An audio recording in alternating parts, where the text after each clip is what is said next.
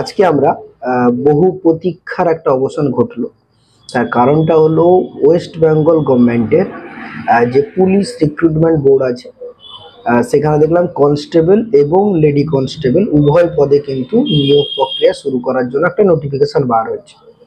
এবং আমরা অনেক আগেই জানাচ্ছিলাম একটা জিনিস, যে হয়তো একটা পরীক্ষা হবে, কিন্তু বাস্তবে দেখা গেল যে না, নোটিফিকেশন ওয়াইজ যেখানে প্রিলিমস থাকছে, তারপরে কিন্তু আপনাকে যে মেডিকেল টেস্ট হয়, ফিজিক্যাল টেস্ট, এই বিষয়গুলো থাকবে রান টান, আর তারপরে শারীরিক মাপযোগ থাকে, এগুলোর পরে আপনার রিটিন টেস্ট হবে, শেষ পর্যায়ে আপনার কিন্তু ইন্টারভিউ হবে।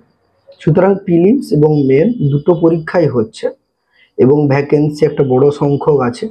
যদিও আমরা যতটা আশা করেছিলাম ততটা নয়, তাও কিন্তু ওয়েস্ট বেঙ্গল পুলিশের ক্ষেত্রে এটা কম নয়। এবং পরীক্ষার যেটা প্যাটার্ন করা হয়েছে, প্রিলিমসটা বিশেষ করে ইংলিশ থাকতো না, সেই আগের বারের মতো ইংলিশ কিন্তু নাই। অর্থাৎ জিকে এবং জিআই অর্থাৎ জেনারেল অ্যাওয়ারনেস যেটা আছে, সেখান থেকে আপনাকে 40 মার্কের প্রশ্ন হবে, 40টা প্রশ্ন।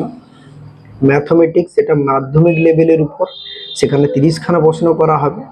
এবং রিজিওনিং থেকে কিন্তু আপনাকে 30টা প্রশ্ন করা হবে। মোটামুটি 100 নম্বরে আপনি প্রিলিমস দিচ্ছেন, তার বেসিসে আপনাকে মোটামুটি কাট অফের ভিত্তিতে আপনাকে পরবর্তী সময় মেডিকেল টেস্ট, ফিজিক্যাল টেস্ট, এইসব বিষয়গুলোতে কিন্তু অংশগ্রহণ করতে পারবেন।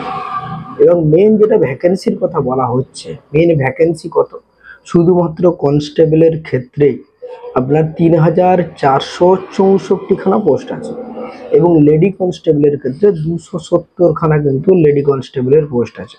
সুতরাং আপনারা যারা এখনো ফর্ম ফিল আপ এখনো নোটিফিকেশান অনুসারে, আজকেই নোটিফিকেশান পাবলিশড হয়েছে, তো সুতরাং ফর্ম ফিল আপ করে প্রিপারেশান শুরু করে দিন। তার কারণটা হলো প্রিপারেশান লাস্ট মুহূর্তে এসে আপনি যদি মনে করেন এখন প্রিলিমসের প্রিপারেশান শুরু করি, তারপর আবার আমি রেস্ট নিব মেন্সের জন্য, আপনি পুরোপুরি একটা কম্প্যাক্ট প্রিপারেশানে আসুন।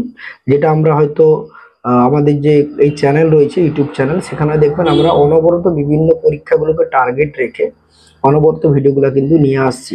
সেখানে ম্যাথমেটিক্সের অনেকগুলো ভিডিও এসছে এবং সেটা চ্যাপ্টার ওয়াইজ এসছে, কখনো কখনো প্রিভিয়াস ইয়ারের বেসিসে কোশ্চেন এসছে। এবং সুতরাং আমরা চেষ্টা করছি একটা পরীক্ষাকে টার্গেট করছি। যদি ক্লার্কশিপ থাকে সামনে, আমরা এরপরে যে কোর্সটা নিয়ে এসেছি সেখানে কিন্তু ক্লার্কশিপটাও কিন্তু কভার করা হবে। সুতরাং এই ধরনের কোনো একটা প্ল্যাটফর্মের সাথে যুক্ত থাকুন। প্রিপারেশনটাকে আপনাকে এমনভাবে তৈরি করতে হবে যাতে যে কোনো পরীক্ষায় ক্র্যাক করতে পারেন, কারণ একটাই প্রিপারেশন নিব, মেজর পার্সেন্ট পরীক্ষার ওটাই সিলেবাস থাকে। সুতরাং কোনটায় একটু বেশি পড়তে হবে, কোনটাতে একটু 2-1টা অধ্যায় বাদ যাবে। সুতরাং আমি প্রিপারেশন কমপ্যাক্ট নেওয়াটাই ভালো।